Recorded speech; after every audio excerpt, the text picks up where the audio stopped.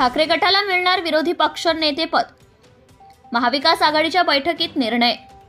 विधानसभेच्या एकूण सदस्य संख्येच्या 10% आमदार असलेल्या पक्षाला विरोधी पक्षनेते पद देण्याची तरतूद आहे। राज्यातील 15व्या विधानसभेत एवढे संख्याबळ विरोधी बाकांवर बसलेल्या एकाही पक्षाकडे नाही।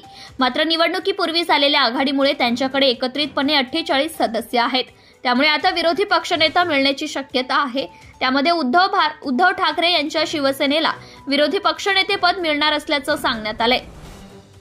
नुकत्याच झालेल्या विधानसभा निवडणुकीत राज्यात महायुतीला घवघवीत यश मिळाले आणि महाविकास आघाडीला दारुण पराभवाला सामोरे जावे लागले। त्यामुळे विरोधी पक्षनेतेपद कोणाला मिळणार याकडे लक्ष लागले होते। मात्र आता हे पद ठाकरेंच्या शिवसेनेला मिळणार आहे।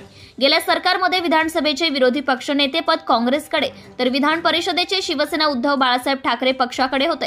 काँग्रेसचे विजय वडेट्टीवार आणि विधान परिषदेत शिवसेनेचे अंबादास दानवे विरोधी पक्षनेते म्हणून काम पाहत होते। दरम्यान महाविकास आघाडीच्या नेत्यांच्या बैठकीत सुद्धा उद्धव ठाकरे पक्षाकडून अनिल परब, सुनील प्रभू तर राष्ट्रवादी काँग्रेस शरदचंद्र पवार पक्षाचे प्रदेशाध्यक्ष जयंत पाटील, जितेंद्र आव्हाड आणि काँग्रेसचे प्रदेशाध्यक्ष नाना पटोले, नसीम खान उपस्थित होते।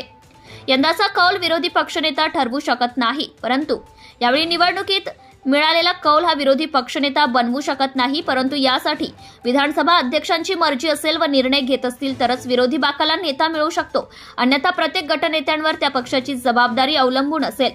विरोधी पक्षनेत्याचे अधिकार मान सन्मान मुख्यमंत्र्यांसारखेच विरोधी पक्षनेते पदाचे हे घटनेने दिलेले पद आहे। राजकारणात विरोधी पक्षनेते हे मुख्यमंत्र्यांच्या समकक्ष असते।